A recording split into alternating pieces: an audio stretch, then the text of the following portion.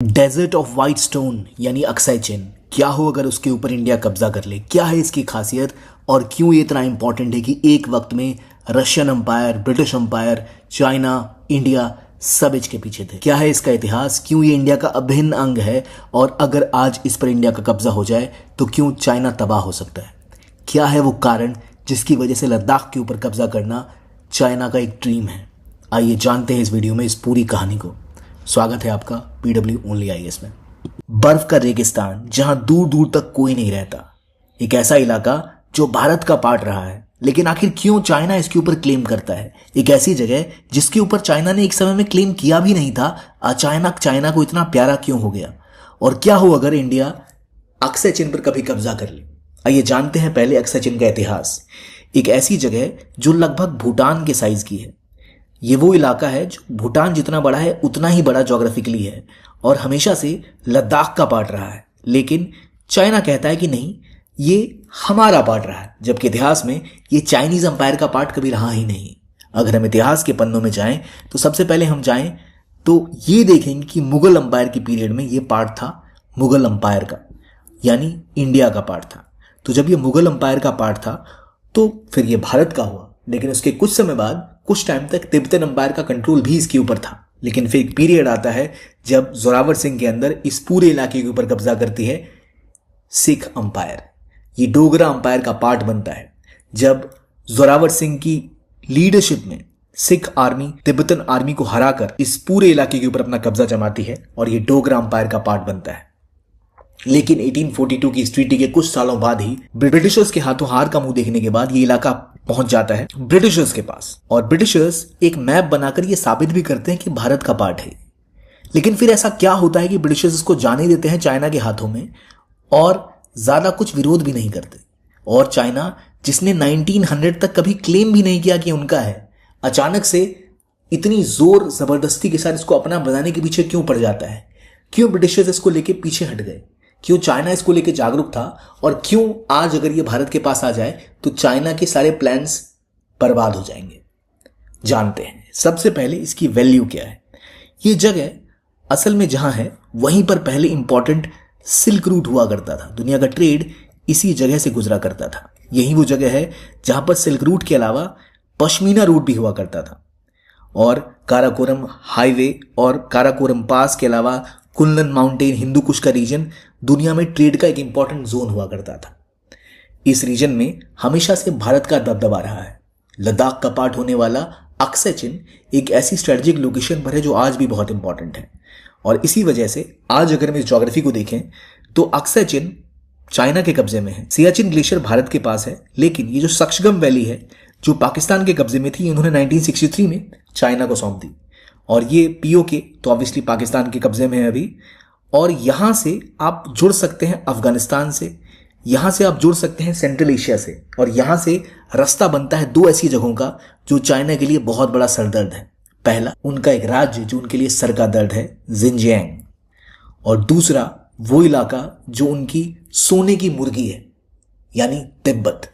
और उन दोनों पर अपना दबदबा कायम रखने के लिए किसी भी हाल में चाइना अक्साई चिन को छोड़ना नहीं चाहता।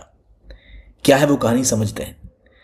भारत का क्लेम मुगल अंपायर के टाइम का भी है, डोगरा अंपायर के टाइम का भी है कि भारत का कब्जा इसके ऊपर था।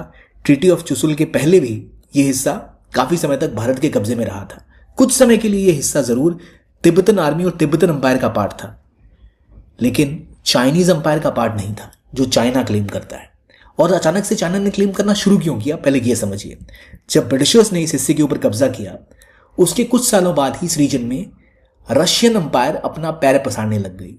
रशियन अंपायर को यह दिखा कि क्यों ना वो सेंट्रल एशिया को पार करते हुए पामीर माउंटेन्स को पार करें और ब्रिटिश इंडिया में एंटर करते हुए इस पूरे इलाके पर अपना कब्जा जमा लें, और यहाँ के जितने राजा हैं या तो उनको आजाद कर दे या अपने अंदर मिला ले। और ये देखकर ब्रिटिशर्स के पसीने आने लग गए। उन्हें लगा किसी भी तरह से रशिया को रोकना होगा, और उनकी स्ट्रैटेजी थी कि रोकने के लिए वो बनाते थे बफर स्टेट। तो उन्होंने ईरान की पर्शिया, अफगानिस्तान और तिब्बत को 3 वो रीजन बनाने का फैसला किया जहां से बफर जोन बनेगा और रशिया एंटर ना कर पाए। अक्साई चिन का वो रीजन वीरान और सुनसान रहता था। इसलिए चाइना ने जब धीरे धीरे वहां पर पैर पसारने की कोशिश की, वहां के किंग्स ने, वहां के रूलर्स ने या वहां की ट्राइब्स ने, तो ब्रिटिश अंपायर ने ज्यादा विरोध नहीं किया। लेकिन ब्रिटिशर्स हमेशा बहुत चालाक थे। जैसे ही पहले पहले उनका कब्जा इस रीजन में हुआ था, उन्होंने एक मैप बनाया और दिखाया कि कैसे ये पूरा का पूरा रीजन ब्रिटिश अंपायर का पार्ट है। तो एक लाइन ड्रॉ की गई, जॉनसन लाइन, जो मैप पे बनाई गई, जो आज भी भारत जिसको मानता है, जिसके तहत पूरा का पूरा लद्दाख और अक्साई चिन भारत का पार्ट था। इसको तब चाइना ने विरोध भी नहीं किया और माना कि हाँ ये भारत का ही पार्ट है। लेकिन जैसे जैसे उन्हें पैर पसारने का मौका मिला, कुछ समय बाद उन्होंने इसको मानने से इनकार कर दिया। और चाइना के साथ जब ब्रिटिशर्स की थोड़ी सी मिली भिगत बढ़ी, जब उन्हें ज़रूरत पड़ी एक बफर अंपायर की, तो कुछ समय बाद उन्होंने एक और लाइन ड्रॉ करी जिसका नाम था मैकार्थी मैकडोनल्ड लाइन, जिसके तहत अक्साई चिन का एक हिस्सा उन्होंने चाइना को सौंपने का निर्णय लिया, क्योंकि उस रीजन में कोई रहता नहीं था और वो रशियन अंपायर को रोकना चाहते थे। लेकिन तब भी चाइना की अंपायर ने इसके ऊपर क्लेम नहीं किया था। अचानक से 1890s के बाद और खासतौर पे 1950s के आसपास चाइना क्लेम करना शुरू करता है पूरे के पूरे अक्साई चिन के ऊपर और पूरे के पूरे लद्दाख के ऊपर। और इसीलिए क्या जॉनसन लाइन, क्या मैकडोनल्ड लाइन, वो इसको पार करते करते LAC तक पहुंच जाते हैं। और आज तो स्थिति यह है कि वो गलवान वैली पर भी कब्जा जमाने की तैयारी में है। और इसकी वजह है इस जगह का ज्योग्राफिकल एडवांटेज। जवाहरलाल नेहरू जिस समय में भारत के प्राइम मिनिस्टर हुआ करते थे, तब तिब्बत में इंडियन आर्मी के इंपॉर्टेंट यूनिट्स हुआ करते थे। भारत का बहुत हस्तक्षेप था तिब्बत के ऊपर और चाइना इस बात को अच्छी तरह जानता था और वो नहीं चाहता था कि तिब्बत के ऊपर कभी भी किसी की नजर रहे। दलाई लामा इंडिया आते हैं और भारत अपनी आर्मी तिब्बत से बिना कुछ कहे, बिना कुछ किए वापस बुला लेता है। जो उनके वहां पर आउटपोस्ट थे, भारत के आउटपोस्ट तिब्बत में हुआ करते थे, और वो इजीली चाइना को सौंप देता है। उसके बाद चाइना न सिर्फ तिब्बत बल्कि अक्साई चिन पे भी नजरें गड़ाता है और कहता है कि हमेशा से चाइना का पार्ट था। और 1962 की इस वॉर में वो अक्साई चिन पे कब्जा भी कर लेता है, जिससे उसको मिलते हैं कुछ इंपॉर्टेंट एडवांटेज। पहला, काराकोरम पास के पास जमीन, और यहां से वो पाकिस्तान होते हुए इजीली एक रूट डेवलप करता है, चाइना पाकिस्तान इकोनॉमिक कॉरिडोर, जिसके तहत उनको एक आउटलेट मिलता है अरेबियन सी का।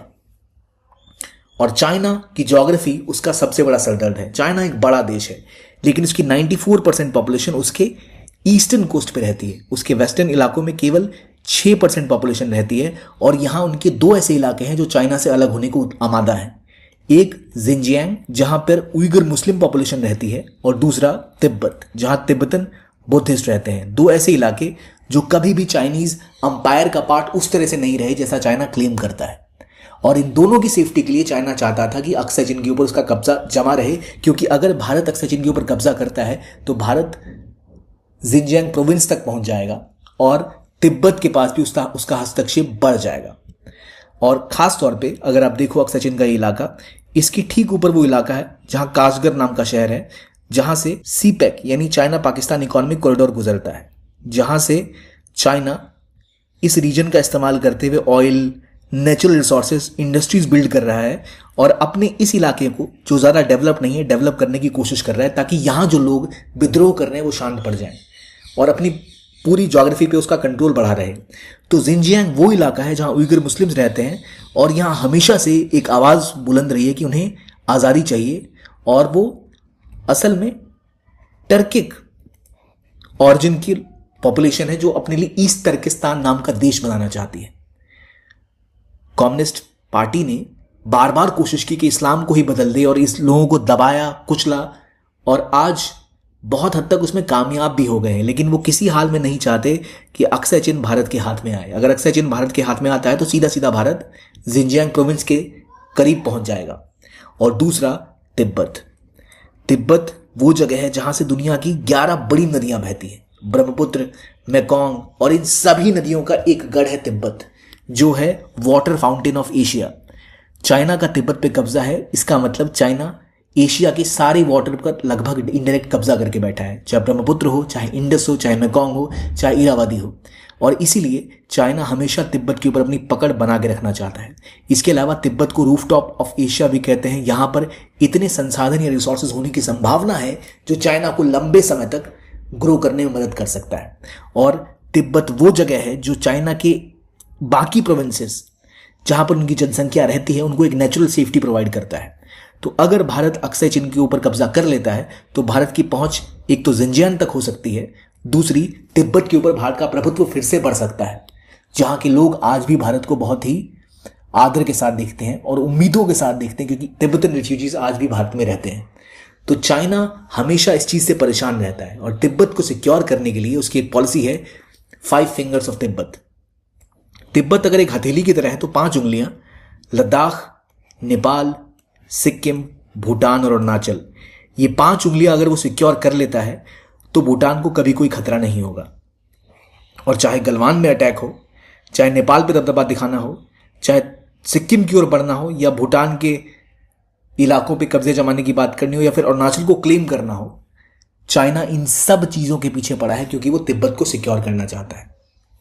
अगर भारत लद्दाख से आगे अक्सय चिन पे भी कब्जा जमाता है तो इसका मतलब वो तिब्बत के ऊपर अपना प्रभुत्व या अपना इन्फ्लुएंस बढ़ा सकेगा, जो कि चाइना की इंटीग्रिटी, उनकी सेफ्टी के लिए उनके हिसाब से खतरा हो सकता है।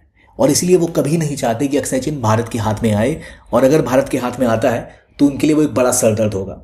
इस कहानी के अलावा एक जो इंपॉर्टेंट चीज मैं आपको बता दूं वो है ट्रेड रूट। काशगढ़ से पाकिस्तान के ग्वादर तक बनाया हुआ रूट एक तरीका है जिसके तहत वो यहां से अंदर ही अंदर सारा ट्रेड कर पाए और अपने उन इलाकों को डेवलप कर पाए जो अभी तक ज़्यादा डेवलप नहीं हुए, अपने ईस्टर्न इलाकों में, खासतौर पे जिनजियांग प्रोविंस को।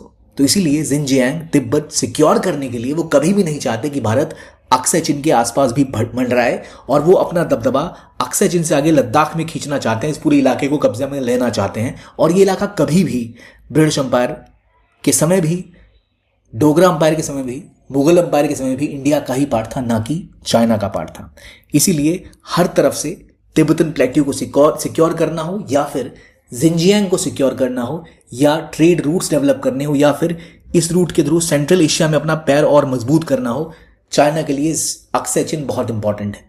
अगर अक्सय चिन उनके हाथ से निकलता है तो भारत सेंट्रल एशिया के देशों के साथ भी व्यापार कर सकता है, वहां तक अपनी पकड़ बढ़ा सकता है, और इस चीज से चाइना हमेशा सतर्क रहता है। इसीलिए अगर भारत इन इलाकों पर कब्जा करने में कामयाब कभी होता है तो भारत न सिर्फ चाइना के ऊपर एक बड़ा दबाव बना पाएगा, बल्कि चाइना की जो मस्कुलर राइज है उसको कंट्रोल करने में एक बड़ा रोल भी निभा पाएगा।